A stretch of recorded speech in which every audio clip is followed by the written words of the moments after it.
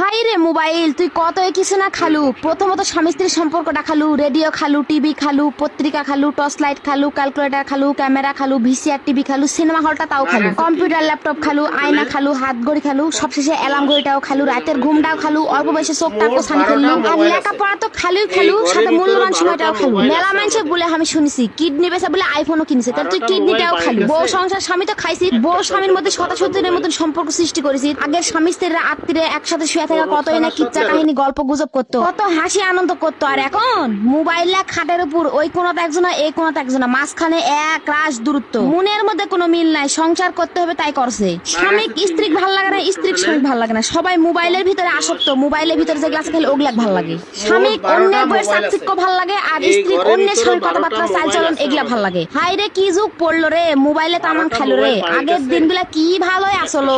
আগে স্বামী স্ত্রীর সম্পর্ক দেখলে জিউ ভরে যেত। আমার নানি দাদিরা আছে, তাদের যে ভালোবাসা দেখলে এখনো